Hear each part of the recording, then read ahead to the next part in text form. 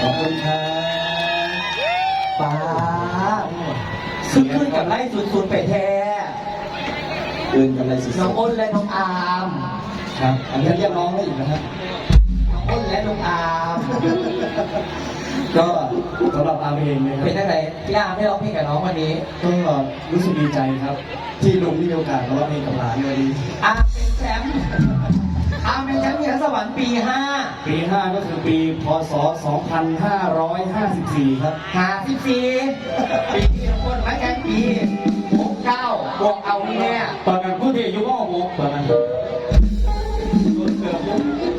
ป้าครับอ้นเป็นยังไงลูกวันนี้ได้ร้องเพลงกับพี่อาร์มมันลูกอาร์มไหมดีใจร้ายครับผมคิดว่าพันเลยว่าสิได้ร้องครับพี่อาร์มครับปี54โอ้เรียนอย่างอยู่ปี54ผม4ปีครับเกิด50ครับตอนนั้นก็หวย4 ปียังอยู่แล้วตอนนั้นน้องอ้น4 ปีพี่อาร์มเป็นแชมป์ครับเมื่อนี้เท่ากับเขาว่าเป็นส่วนหนึ่งของรายการเพื่อการรายการเดียวกันรายการเดียวกันรู้สึกไงบ้างวันนี้เดี๋ยวก็หลงมารู้สึกเป็นเกียรติร้ายแล้วนะแล้วก็ดีใจร้ายนะครับตั้งที่ต่อไปพี่อาร์มก็เป็นไอดอลผมเป็นคนเหมือนกันครับผมก็ดีใจหลายๆขอบคุณครับขอบคุณครับเสียงผมเพื่อนส่วนๆนะครับพี่น้องขอบคุณครับคุณอาร์มด้วยเนาะเอาบางเวลาเป็นจะได้ส่งข้อมูลข้อมูลผู้ฝากเก็บไว้เลย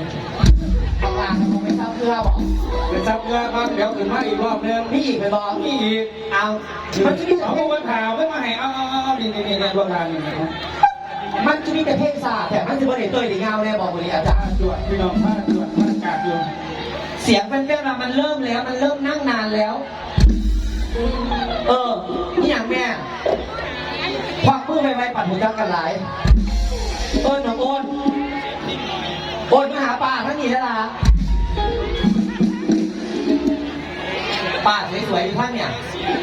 อะไรเนี่ยเอาป้าแล้วอีกหลายรายการวันนี้ครับขอเสียงพี่น้องผู้มาบนได้แล้วเปิดตัวนักร้องอีกคนนึงครับบทเพลงที่มีชื่อว่ามักสาวใส่ยิ่งครับ